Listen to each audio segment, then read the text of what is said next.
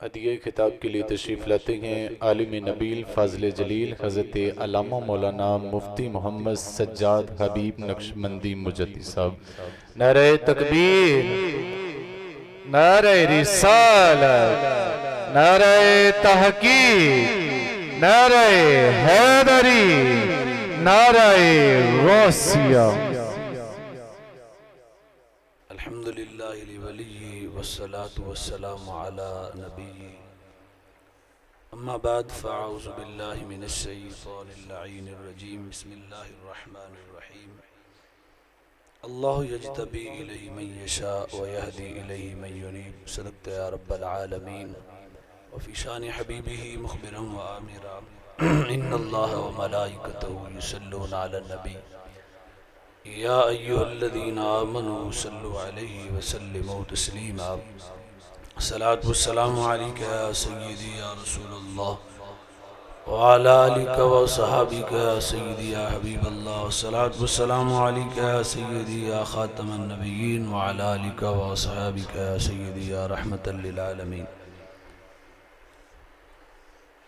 مالک کائنات خالق کائنات کا لامحدود بے حد و بے حساب شکر ہے کہ جس نے ہم سب کو ایک ایسی شخصیت عطا فرمائی جن کے نگاہ نور سے کئی تاریکی زمینیں سینوں کی روشن ہوئی اور طالبین حق و عرفان ذوی احتشام سامعین اور طالبین حق و عرفان، بڑی خوش بختی ہے ہم سب کی۔ میں بس چند گزارشات، اسی خطابت تو ہم کرتے ہیں وہ عوامی لہجے سے، لیکن یہ ادب کی بارگاہ ہے تو یہاں ہمیں خطابت بھی ادب کو انتہائی زیادہ، اگر یہ کہا جائے تو یہ بھی کم نہیں ہے کہ ہم ہزار بار اپنے باطن کو پاکیزہ کرنے کی کوشش کرنے کے بعد اور اپنی زبان کو طہارت دینے کے بعد اور ہر طرف سے جتنا اللہ رب العزت نے وسعت دی ان الفاظ کو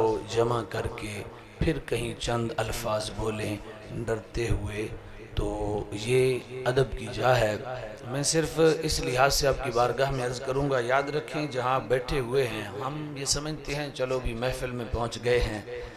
محفلوں میں بھی روزانہ جاتا ہوں، نہ کچھ دے کے آتا ہوں نہ کچھ لے کے آتا ہوں، بس یہ اتنا ہوتا ہے کچھ ہم پیسے گنتی کر لیتے ہیں وہ ہمیں دے دیتے ہیں، اس کے علاوہ کچھ نہیں ہوتا۔ یہ جو آپ نورانی ماحول دیکھ رہے ہیں ہمیں نہیں ملتا، تو میں صرف چند گزارشات، آپ نے غور سے بیٹھنا ہے، میں صرف سبق سنانے کی کوشش کروں گا۔ یاد رکھیں میں قرآن حدیث کی طرف مرشد کرتا کیا ہے، امام ربانی نے لکھا، میں صرف کاغذ ہی اس لیے تیار کیا ہے تاکہ جو ہے کچھ سبق میں سناؤں، ورنہ میں کسی تقریر میں کاغذ نہیں لے کے جاتا، دوست جانتے ہیں، لیکن یہاں احتیاط کے پیش نظر میں صرف آپ کی گوش گزار کرتا ہوں۔ حضرت امام ربانی رحمۃ اللہ تعالی علیہ مکتوبات نمبر 292 میں آپ فرماتے ہیں شیخ یحیی و یمیت، فرمایا شیخ زندہ بھی کرتا ہے مردہ بھی کرتا ہے۔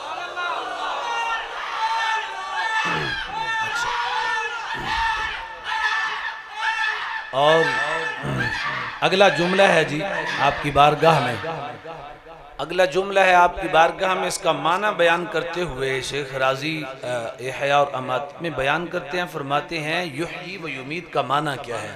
فرماتے ہیں یحیی و یمیت کا معنی ہے یبقی و یفنی، یبقی و یفنی، باقا مقام بقا بھی دیتے ہیں مقام فنا بھی دیتے ہیں، اس کا مطلب یہ ہے۔ اب سمجھنا ہے، آپ غور سے بیٹھیں گے، میں کوشش کروں گا کہ بات آپ کو سمجھا سکوں، میری طرف غور رکھنا ہے۔ اس کائنات عالم میں سمجھنے کے لیے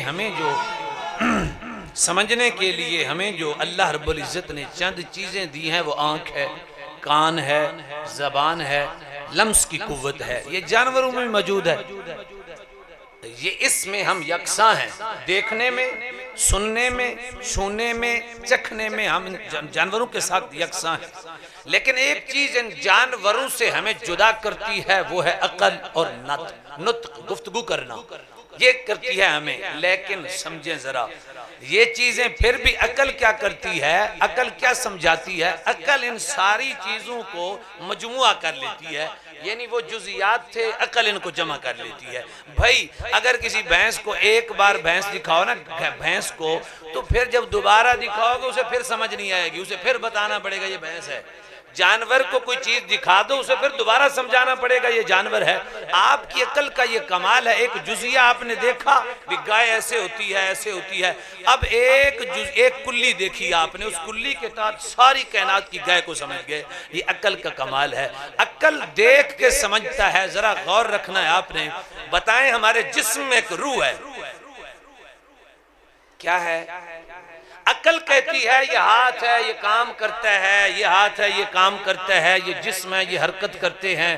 لیکن بتائیں جب جسم سے روح نکل جاتی ہے پھر یہ کام کیوں نہیں کرتا؟ روح میں کہہ رہا ہوں, آخر کوئی چیز, روح نہ کہیں, کوئی چیز جسم سے نکل جاتی ہے پھر جسم حرکت نہیں کرتا. یہ ذرا سوچنا ہے آپ نے. جسم جو حرکت نہیں کرتا کبھی آپ کو سمجھ آئی ہے؟ نہ آپ کو آئی ہے نہ مجھے. آپ کو آئی ہے, مجھے نہیں ہے. اللہ کرے مجھے بھی آ جائے گی. میں سمجھانا چاہتا ہوں کہ عام طور پہ یہ بات سمجھ نہیں آتی. یہ تو قرآن نے بتایا, حدیث نے بتایا, صوفیاء نے سمجھایا کہ روح جو ہے نا, روح ہے وہ جو نکل گئی. سمجھ تو نہیں آئی وہ کیسے ہے, وہ کس طرح ہے؟ عقل اسے سمجھ نہیں سکتی. عقل سے وہ ماورا چیز ہے. روح عقل سے بھی ماورا چیز ہے. جسم موجود ہے, جو دہری لوگ کہتے ہیں جو کچھ ہوتا ہے جسم کرتا ہے. جسم موجود ہے لیکن جسم کچھ حرکت نہیں کر رہا. آخر کوئی چیز ہے جسے عقل سمجھ نہیں سکتی. عالم, اس لیے جہاں بھی آپ مکتوبہ شریف پڑھیں گے ایک عالم کی قسمیں ہیں. ایک عالم مثال ہے. میں عالم مثال ہے. یہ عالم مثال کیا ہے؟ جو صورتیں یہاں نظر نہیں آتی, میں جملہ آپ کو دینے لگا ہوں, جو صورتیں یہاں نظر نہیں آتی. بھی روح کی کوئی صورت ہی نہیں ہے, ہمیں کیسے نظر آئے گی؟ لیکن عالم مثال میں ایک اللہ نے عالم بنایا ہے. جب بزرگ اپنی آنکھیں بند کرتے ہیں, یہ آنکھیں کھولتے ہیں, اسے ہم اپنی اصطلاح میں کشف کہتے ہیں. وہ عالم مثال میں چلے جاتے ہیں, تب وہ روح کی بھی شکل دیکھ لیتے ہیں. دیکھتے بھی ہیں, دکھا بھی دیتے ہیں. دیکھتے بھی ہیں. بعض بزرگوں سے آپ نے سنا ہوگا, یہ جملہ ریکارڈ ہو رہا ہے, میں کہنا تو نہیں چاہتا تھا لیکن کہہ دیتا ہوں معذرت کے ساتھ. بعض بزرگوں سے آپ نے سنا ہو, کہتے ہیں ہم نے رب کو دیکھا ہے. سنا ہے نا, جنہوں نے سنا ان کو پتہ ہے. جی سنا ہے نا. وہ ادھر نہیں, وہ عالم مثال ایک ایسا عالم ہے جو صورتیں اس جہان میں نظر نہیں آتی, وہ صورتیں وہاں دکھا دیتا ہے. وہ ہم نہیں دیکھ سکتے, وہ صورت دکھا سکتا ہے جس کی صورت رسول اللہ سے ملتی ہوئی ہو. وہ ہم نہیں. عالم مثال ہے. ایک کیا ہے آپ سمجھتے ہیں, پتہ نہیں یہ کیا ہے, یہ ہے قلب ہے, روح ہے, سر ہے, خفی ہے. اس کی تھوڑی سی میں آپ کی گوش گزار بات کرنا چاہتا ہوں. یہاں شاید میں اپنی بات اختتام کی طرف لے جاؤں, تقریروں کا اور بڑا مقام ہوتا ہے. میں صرف یہاں ایک صرف عرض کرنا چاہتا ہوں, وہ یہ ہے, یاد رکھیں ایک سفر ہے بندے کا. اللہ رب العزت نے یہ تقریباً ہمارے محدثین و صوفیاء نے لکھا ہے, نبی کریم صلی اللہ علیہ وسلم کی وہ ذات اقدس ہے, نبی کریم صلی اللہ علیہ وسلم جو علت غایہ ہے.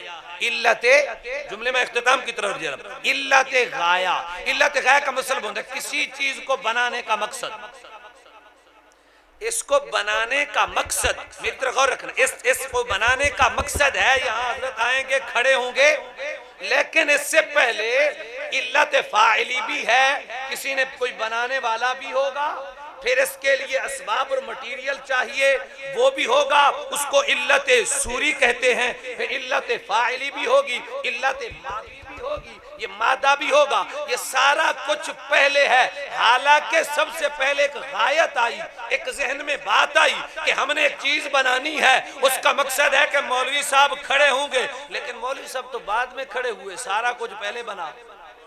بات نہیں سمجھ آ رہی بھئی. ہم نے سوچا یہ بنائیں گے, کرسی بنائیں گے, اور کرسی پہ ہمارے بزرگ تشریف فرما ہوں گے. ہم نگاہوں سے ان کے سینے سے نور لوٹیں گے, ان کی نگاہوں سے پر نور ہو جائیں گے, ایک کرسی بنائیں گے. لیکن بھائیو کرسی پہلے بنی ہے, جو غایت ہم نے سوچی تھی وہ بعد میں ہوئی ہے. تو جو کچھ ہوا, کرسی کا مٹیریل آیا, کرسی کا نقشہ آیا, بنانے والا آیا, وہ پہلے آیا, لیکن غایت تو پہلے آئی تھی. اس لیے بزرگ لکھتے ہیں, امام ربانی میں لکھا, فرمایا اس کا مقصد یہ ہے, هو الاول والآخر والظاہر والباطن. فرمایا علت غایہ ساری کائنات کی مصطفیٰ ہیں. علت غایا، رب نے فرمایا علت یہ ایسے ہوگا، عیسیٰ علیہ السلام آئیں گے، موسیٰ علیہ السلام آئیں گے، زکریا علیہ السلام آئیں گے، یوسف علیہ السلام آئیں گے، وہ اپنا حسن بکھیریں گے، وہ اپنی حکومتیں دکھائیں گے، وہ معجزات دکھائیں گے، وہ طاقتیں دکھائیں گے، لیکن علت غایا مصطفیٰ تھی، لیکن آئیں گے آخر میں اول بھی مصطفیٰ۔ سوچا رب نے پہلے جو تخلیق کی وہ مصطفیٰ تھے ساری کائنات کی، وہ اول سے مراد یہ ہے۔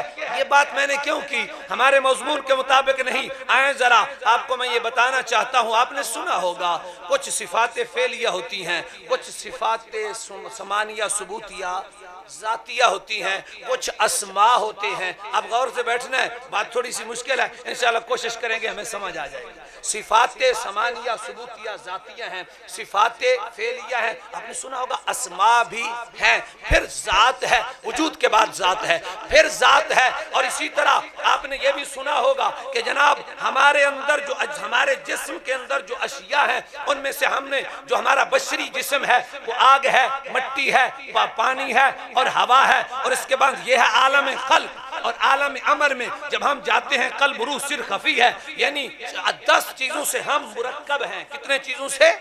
10 چیزوں سے ہم مرکب ہیں۔ اب ادھر غور سے دیکھنا ہے، آگ میں نرا فساد ہے، وہ جلاتی ہے اور کوئی کام نہیں کرتی، پانی میں منافقت ہے، گلاس میں ڈالو وائٹ میں سفید ہو جائے گا، سیاہ میں ڈالو گے سیاہ ہو جائے گا، سبز میں ڈالو گے سبز ہو جائے گا، مٹی میں نیری کیا ہے، مٹی کے اندر کیا ہے، بخالت ہے، بخل ہے، وہ چیزیں نکالتی ہے پھر کھا جاتی ہے، نکالتی ہے پھر جا کھا جاتی ہے، دیتی ہے پھر لے لیتی ہے۔ تو اس طرح سے ہوا میں تکبر ہے، وہ صوفی کسی کو نہیں دیکھتی، منہ پہ مٹی ماری وہ چلے گئے، ساری چیزیں ہمارے اندر، ہم جو ہے اصلاً ہمارے اندر اندھیرا ہے، اصلاً ہمارے اندر جو ہے وہ اچھائی نہیں ہے، اصلاً ہم جس سے مرکب ہیں، مرشد کا کام ہوتا ہے، ہم عدم ہیں، عدم میں خیر نہیں ہوتی، مرشد کا کام ہوتا ہے عدم سے نکال کر اسے فنا کہتے ہیں، عدم سے نکال کر وہ وجود اصل وجود سے خیر عطا کر دینا ہے۔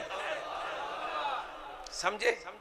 شاید میں نے کوشش کی ہے، یہ عدم ہے، ہم عدم ہیں، ہم ممکن ہیں، ممکن عدم ہوتا ہے، ہم عدم ہیں، ہم ایک بار تھے نہیں پھر نہیں ہوں گے، ختم ہو جائیں گے، ہمارے اندر رذائل ہیں، بخالتے ہیں، کنجوسی ہے، بخل ہے، عداوت ہے، دشمنی ہے، فساد ہے، فلاں ہے، وہ ہمارا جسمانی تقاضا ہے، لیکن مرشد کا کام کیا ہوتا ہے؟ اس سارے کو عدم کو فنا کر کے بقا میں آ کر اسے آ کے خیر عطا فرما دینا، یہ مرشد کا کام ہوتا ہے۔ کتنی دیر میں دیتا ہے؟ آپ نے لیا ہوا ہے۔ آئیں ذرا جب رب نے اس کائنات کو دینا چاہا، یہ سارے مراتب دینے چاہے، پھر کیا طریقہ کیا؟ آئیں ذرا تھوڑی سی سیر کرتے ہیں، اس کی طرف بھی آتے ہیں۔ آدم علیہ السلام جب تشریف لائے تو اس وقت آپ نے صفات فعلیہ کا فیض عقل سے ماورا، صفات فعلیہ کہتے ہیں، ذرا غور سے، صفات فعلیہ اس کو کہتے ہیں کہ اللہ تعالیٰ اس کے مخالف میں بھی متصف ہو سکے، یعنی اللہ تبارک و تعالیٰ کو فلاں کام کسی کو زندہ کرتا ہے تو ٹھیک ہے، نہیں کرتا تو پھر بھی ٹھیک ہے، اس کو کہتے ہیں صفات فعلیہ۔ صفات فعلیہ اس کائنات میں ہے۔ آدم علیہ السلام آئے 1000 سال صفات فعلیہ یعنی قلب میں کام کیا۔ کتنے سال؟ 1000 سال صفات فعلیہ کا فیض لیا، جہان کو دیا۔ یہی ڈپٹی آدم علیہ السلام کی تھی۔ اب کائنات کے اندر لوگوں کے اندر استعداد پیدا ہوئی کہ وہ صفات فعلیہ سے فیض لے سکتے ہیں۔ پھر ان کے بعد نوح علیہ السلام آئے، انہوں نے آ کے 1000 سال صفات سمانیہ ثبوتیہ ذاتیہ کا فیض لیا، کیونکہ صفات سمانیہ ثبوتیہ ذاتیہ کا اور صفات فعلیہ کا آپس میں تعلق ایک برزخی تعلق ہے۔ ایک صفات جب ادھر ہوتی ہے تو صفت ہوتی ہے، جب ادھر ہوتی ہے تو اس کے ساتھ تعلق ہوتا ہے۔ پھر جناب ان کے بعد جب حضرت ابراہیم علیہ السلام آئے تو انہوں نے کیا کیا کہ صفات سمانیہ ثبوتیہ پر قوم پہنچی ہوئی تھی، وہ آئے، انہوں نے پھر کئی سال محنت کی، پھر انہوں نے صفات سمانیہ ثبوتیہ والے جو لوگ پیدا ہو چکے تھے ان کو پکڑ کر پھر وجود ذات سے فیض لے کے دے دیا۔ جب انہوں نے وجود ذات سے فیض لیا پھر کلیم اللہ، وہ صرف محب تھے، محب تھے نا، لن ترانی کی آواز آتی نہیں، صرف محب تھے۔ انہوں نے کیا کیا؟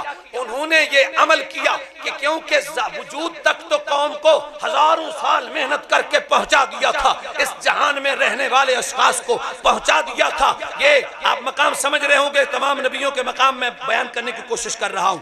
آگے پھر جب وہ وہاں پہنچ گئے تو حضرت موسیٰ علیہ السلام نے یہ کام کیا. انہوں نے آ کر اسما، یاد رکھیں اسما کا ادھر رخ ہو بندوں کی طرف، اسما کا بندوں کی طرف رخ ہو تو وہ صفات ہوتی ہیں، اگر وہ رخ اللہ کی طرف سے ہو تو وہ اسما ہوتے ہیں. یعنی برزخ ہے، ادھر رخ بندوں کی طرف ہے، ادھر رخ جناب کس کی طرف ہے؟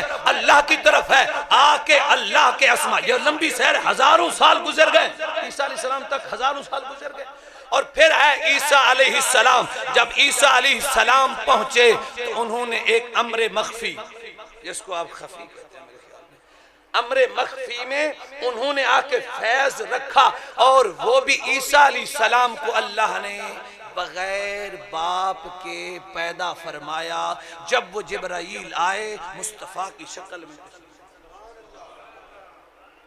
یہ بزرگوں نے لکھا، میں کتابیں دکھا سکتا ہوں، مصطفیٰ جان رحمت صلی اللہ علیہ وسلم کی شکل میں، گویا کہ ہمارے سفیان نے لکھا کہ عیسیٰ علیہ السلام روحانی بیٹے ہیں مصطفیٰ کے. اس وقت آقا نے اپنا فیض دیا، وہ جو فیض محمدی ہے، فیض محمدی انہیں دیا. وہ کیا بنے؟ اس وقت وہ محب بن گئے، اور مصطفیٰ جان رحمت صلی اللہ علیہ وسلم اس وقت محب بھی بنے، اور جب تشریف لائے محبوبی بھی بنے. اتنے ہزار سال گزرنے کے بعد مقام اقفا آیا. سمجھ گئے؟ حضرت آدم سے لے کر عیسیٰ علیہ السلام تک آدم علیہ السلام نے قلب میں کام کیا، نوح علیہ السلام نے کس میں کام کیا؟ جب تو آپ کو یاد ہے، روح میں. اور پھر جناب آگے کون ہے؟ موسیٰ علیہ السلام، انہوں نے کس میں کام کیا؟ ہزاروں سال گزر گئے. پھر جناب عیسیٰ علیہ السلام آئے، خفی میں کام کیا. پھر امام الانبیاء آئے، کریم آقا آئے، پھر اخفا میں کام کیا. قربان جائیں مصطفیٰ سے نور لینے والوں پر جو ایک نگاہ میں پانچوں کے پانچوں اٹھا کے رکھ دیتے ہیں. وآخر دعوانا الحمدللہ.